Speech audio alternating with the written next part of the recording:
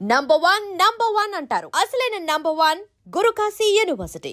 Cinema ఉంటే మమ్మల్ని over shadow చేస్తాడేమో. అది 100% జరుగుతుంది. అది ఇప్పటికీ జరుగుతుంది చాలా ప్రాజెక్ట్స్ రీసెంట్ డేస్లోనే. అది వాళ్ళు ఇన్సెక్యూరిటీ. బేసికలీ ఎలా ఉంటుందంటే when it comes to the film ఒక హీరోని చూపిస్తారు.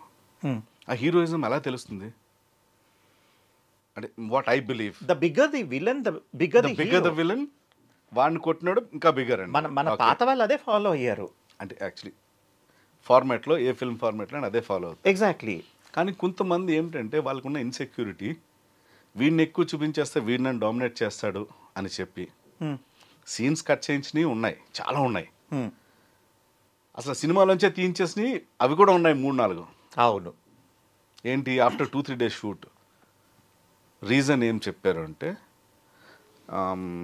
తను స్క్రీన్ మీద ఉంటే ఇదేదో సీరియల్లా ఉన్నట్టుందండి అంటాడు.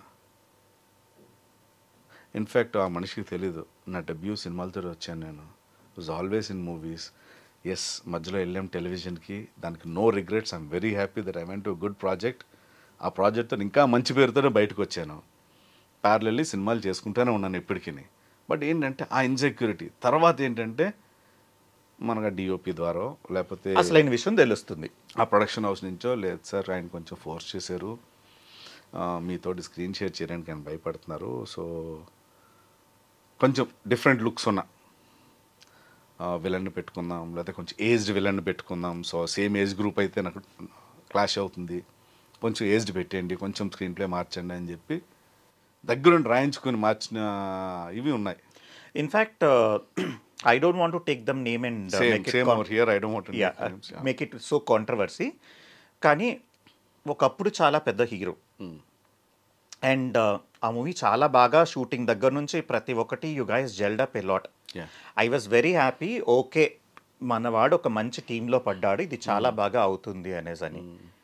కట్ చేస్తే you did not tell me and after the movie release that's when you have reveal me the reality. I said what is this, నువ్వు ఎక్కడా అని అంటే అప్పుడు నువ్వు చెప్పావు కి ఇలా దగ్గరుండి కట్ చేయించారని. ఆయన స్టేచర్కి ఆయన చాలా సినిమాలు చేశారు. He was a proven hero. Yes, exactly.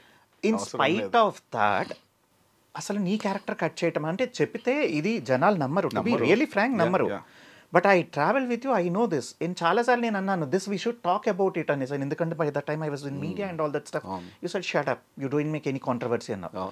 Now we're grown enough and we have travelled enough. At least name తీసుకోకుండా మనం డెఫినెట్లీ మాట్లాడచ్చు.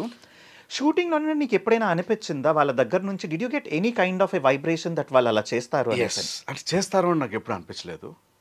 బట్ షూటింగ్ విషయంలో ఏమైందంటే అప్పుడు నేను ఇంకా ఇనిషియల్ డేసే కాబట్టి అంత నా కెమెరా వర్క్ గురించి ఈ టెక్నిక్స్ గురించి తెలీదు.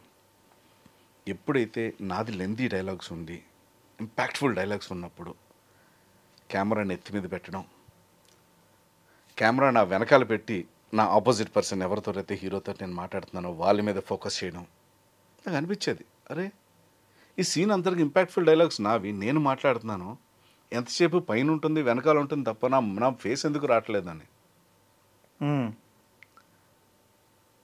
అక్కడి వరకు ఓకే.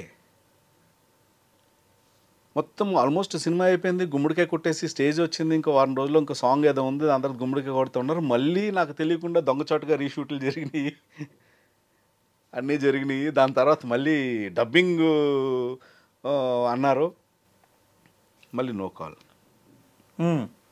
ఏమైందో తెలియదు, లాస్ట్ మినిట్లో మళ్ళీ వేరే వ్యక్తిని పెట్టి చేయించడం, నేను చేసింది ఏదో జస్ట్ చిన్న చిన్న ముక్కల కింద చేయడం, నాకు ఒక ఫాదర్ని కొత్తగా క్యారెక్టర్ని క్రియేట్ చేయడం, ఆ ఫాదర్ మీద షిఫ్ట్ అయిపోవడం, ఇలాంటి.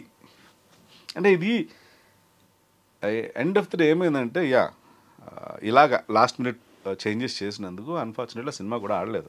అంటే ఇక్కడ ఈ టాపిక్ నేను ఎత్తాల్సిన విషయం ఎందుకు వచ్చిందంటే వర్మ, ఆ ప్రాజెక్ట్ కోసమని there were very good 2-3 projects what you have missed because you have promised them. హీరోలకి 3 సినిమాలు హీరోగా వదిలేసుకుని అండ్ సినిమాలో ఒక విలన్గా అనుకుని, అండ్ ప్రతి ఒక్క ఆర్టిస్టు వస్తాడు, వచ్చిన తర్వాత చాలా కాంప్రమైజులు చేస్తారు. అందులో financial compromises must and should.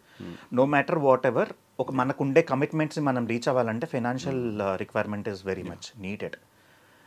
దీనివల్ల అవి మిస్ అయ్యేటప్పటికి I was very much upset. నాకు మేజర్గా నాకు కోపం అదొచ్చింది. సరే పోయింది, whatever it is, at least ఇందులో ఉంటే మనకి డబ్బులైనా వచ్చేవి అండ్ ఇంకా వెల్ గుడ్ రికగ్నిషన్ అయినా వచ్చేది. హీరోగిన్ చేసేవాళ్ళం కదా 3 సినిమాలు. పెద్దవంశీ గారికి చేసినట్టున్నావు కదా నువ్వు. పెద్దవంశీ గారు చేశాను. అదే కదా, పెద్దవంశీ గారు చేసావు నువ్వు. చేశాను. ఆ movie Fashion Designer. Right, Fashion Designer చేసావు. Right, okay. How was the experience with him? Super. పెద్దవంశీ గారితో అంటే నా అదృష్టం ఏంటంటే నన్ను డే 1 నుంచి తన కొడుకుని చూసుకున్నట్టు చూసుకున్నారు. సో మా షెడ్యూల్ ఎలా ఉండేదంటే వంశీ గారితో, వంశీ గారు హీస్ ఫౌండ్ ఆఫ్ ఫుడ్. ఎక్కడ ఏ టేస్టీ ఫుడ్ ఉంటుందో అవన్నీ ఆయన టెస్ట్ చేసేస్తారన్నమాట. సో మా షెడ్యూల్ స్టార్ట్ అయితే కాల్ వచ్చేది, ఆయనకంటే ముందు మేము రెడీ అయిపోయి ఉండాలి. And you're also foodie. Good food, what I mean is yeah.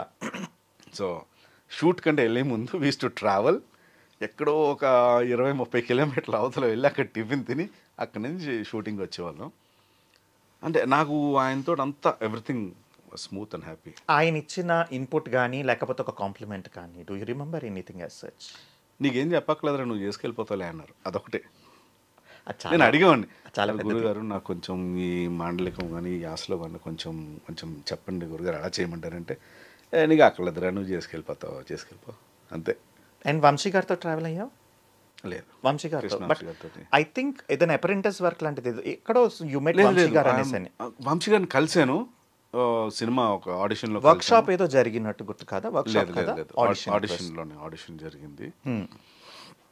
ఆడిషన్లో it didn't work out.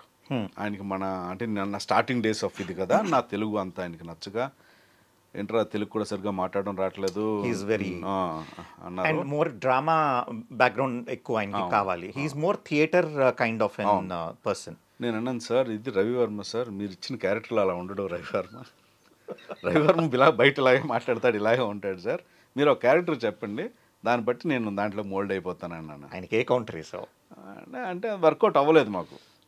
Cinema కంప్లీట్గా వర్కౌట్ అవ్వలేదు.